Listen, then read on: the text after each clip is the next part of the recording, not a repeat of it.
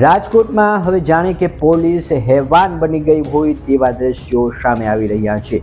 એક મહિલા પોલીસના વિડીયો બાદ હવે રાજકોટની અંદર જાણે કે પોલીસની હેવાનિયતનો બીજો વિડીયો સામે આવ્યો છે, જેમની અંદર મવડી ચોકડી પાસેની હોટલમાં એક હોટલ કર્મચારીને ધક્કા મારી, લાફા મારી, મુક્કાબાજી કરી અને તેમને મારતો વિડીયો હાલ તો સોશિયલ મીડિયામાં વાયરલ થયો છે।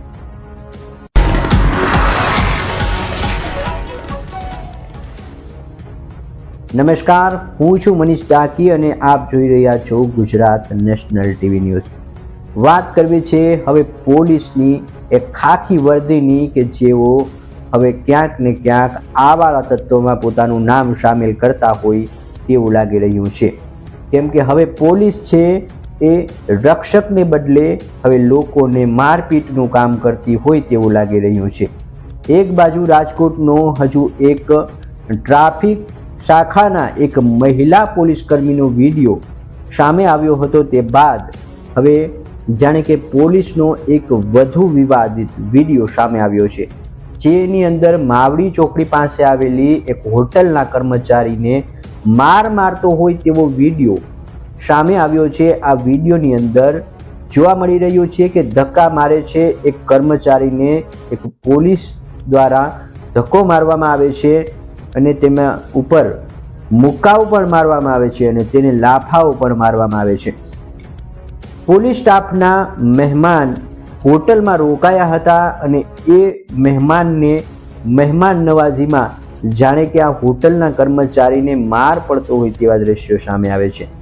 પોલીસ સ્ટાફના મહેમાન હોટલમાં રોકાયા હતા, તે દરમિયાન બે પોલીસ અધિકારીઓ છે એ આવ્યા હોય તેવું વિડીયોમાં સ્પષ્ટ નજરે પડે છે। હોટલ સ્ટાફને રકઝક થતાં પોલીસ સ્ટાફ આવે છે અને હોટલના કર્મચારીઓ સામે તેઓ રોપ જમાવે છે અને હોટલના એક કર્મચારી પર તૂટી પડે છે અને આખરે તેને ધક્કા મારવામાં આવે છે, લાફા મારવામાં આવે છે અને તેમને મુક્કાઓ પણ મારવામાં આવે છે।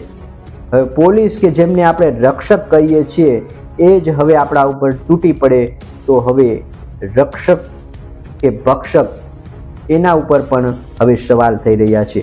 હવે આ વિડીયોને લઈને આ પોલીસ અધિકારીઓ ઉપર કયા પ્રકારની કાર્યવાહી થાય છે એ તો હવે આવનારો સમય જ બતાવશે।